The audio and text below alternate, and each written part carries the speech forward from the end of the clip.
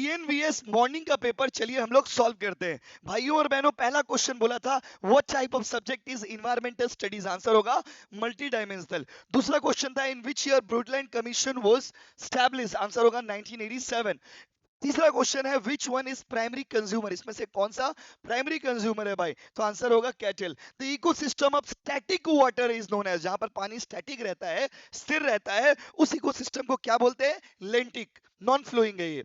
Which is not a source of renewable energy, answer होगा बाबू LPG, not a source of renewable. Not a source of renewable मतलब renewable नहीं है। उसके बाद देखिए name the process by which heat energy is produce from sea water, answer होगा OTEC, कल पढ़ाया था भाई ये चीज। Rann of Kutch is famous for, answer होगा वाइल्ड एस। अब आते हैं नेक्स्ट में भाइयों और बहनों, आपका कितना सही है कितना गलत है कमेंट करके जरूर बताना।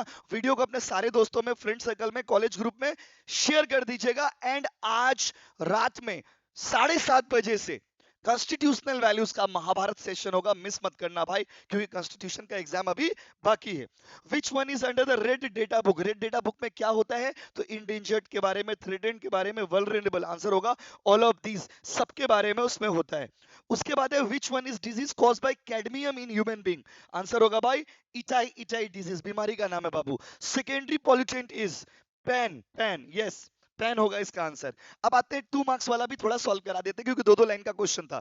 चलिए देखते हैं 2 मार्क्स वाला में क्या आपने लिखा है। What do you mean by primary pollutants, primary pollutants मतलब जो डायरेक्टली सोर्स से रिलीज होता है, जैसे CO, SO2, NO, ये सब प्राइमरी पॉल्यूटेंट्स हो गया। अगर आपने ऐसा कुछ लिखा है तो यू आर राइट।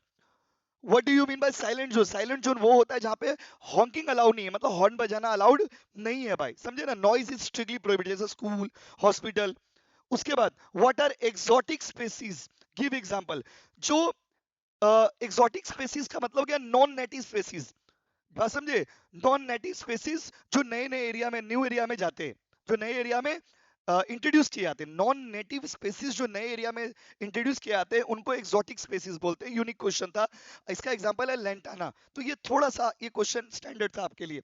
उसके बाद distinguish between renewable non renewable आपने लिखा होगा, इजी क्वेश्चन है। रिन्यूएबल जिसको, जो अपने आप खत्म होने के बाद फिर से रिक्रिएट हो जाता है, नॉन रिन्यूएबल मतलब जो रिक्रिएट नहीं होता है। रिन्यूएबल का example solar, wind energy. Non renewable में कोल, पेट्रोलियम। उसके बाद what is ecological niche, ecological niche का मतलब क्या होता है बाबू, तो role and position of species in ecosystem, मतलब एक इकोसिस्टम में किसी भी पर्टिकुलर स्पेसीज का क्या रोल है और क्या पोजीशन है। उसके बाद what do you mean bye GPP NPP, थोड़ा सा ये भी स्टैंडर्ड क्वेश्चन था। जीपीपी मतलब total energy produce by photosynthesis, और एनपीपी का मतलब होता है जीपीपी माइनस रेस्पिरेशन लॉस। उसके बाद आइए ऑब्जेक्टिव्स ऑफ सस्टेनेबल डेवलपमेंट आपने लिखा होगा, बीओडी एंड सीओडी, देखो अलग चीज है। बीओडी मतलब oxygen needed by microwaves, and COD मतलब oxygen needed to oxidise chemicals, ये अलग चीज है, ठीक है। Mention 2 biodiversity hotspot present in India, easy question था। Western Ghat and eastern Himalaya लिखा होगा आपने, क्योंकि ये सब पढ़ाया हुआ चीज है।